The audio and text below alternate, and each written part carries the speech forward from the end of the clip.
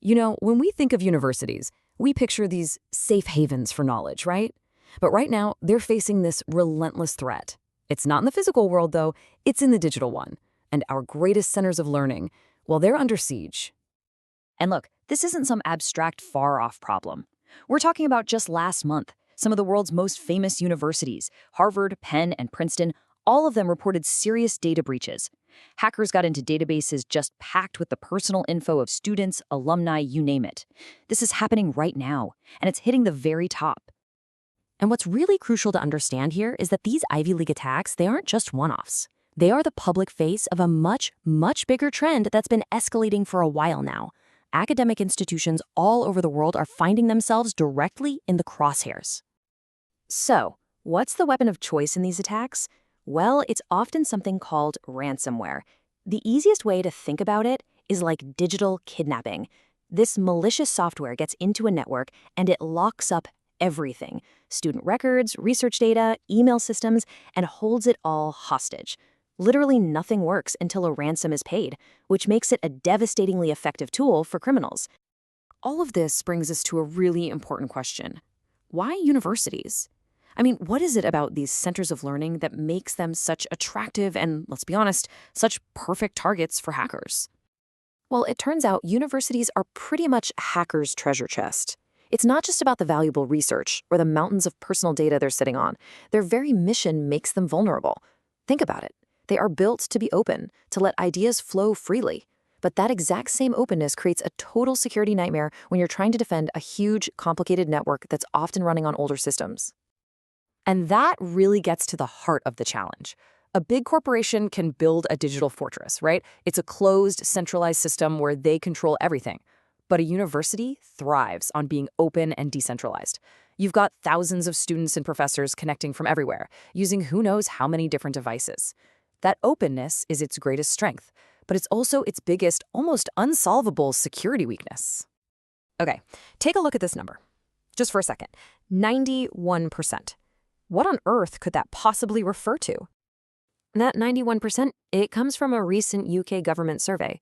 It is the percentage of higher education institutions, universities, that reported a cybersecurity breach in just the last year.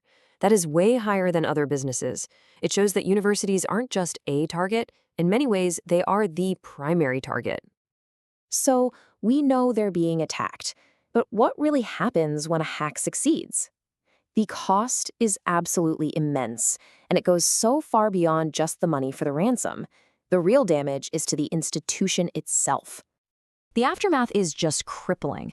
First, all the essential services get paralyzed.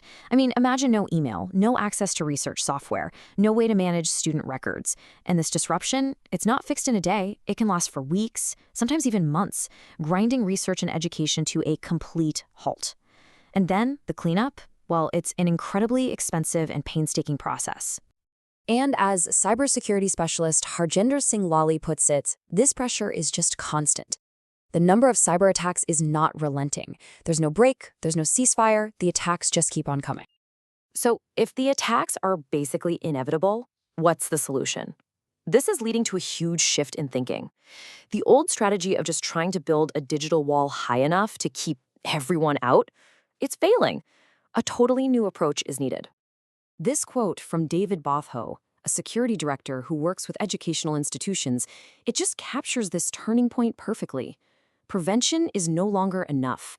Building resilience is essential. This has become the new mantra in academic cybersecurity. So, what is this resilience thing? It basically means accepting that a breach isn't a matter of if it happens, but when. It's all about being able to prepare for an attack, respond to it, and recover from it, all while keeping the lights on. It means having solid backups ready to go, having teams that are drilled and prepared, and designing systems to contain the damage so one little breach doesn't take down the entire university. It's about being able to take a digital punch, stay on your feet, and keep right on operating. But here's the catch. Just as universities are starting to adapt and build this kind of resilience, the game is changing all over again. The threat itself is evolving, and frankly, it's evolving faster than ever before. What we're seeing on the horizon are things like AI-assisted attacks, which let hackers find weak spots and create incredibly convincing fake emails with terrifying speed and scale. On top of that, with geopolitical competition heating up, state-sponsored groups are aggressively targeting universities to steal that cutting-edge research. The attackers are just getting smarter, faster, and way better funded. And that leaves us with this final, really critical question. With artificial intelligence making cyber attacks more powerful and smarter than anything we've ever seen, are our centers of knowledge, our universities, truly ready for what's coming next?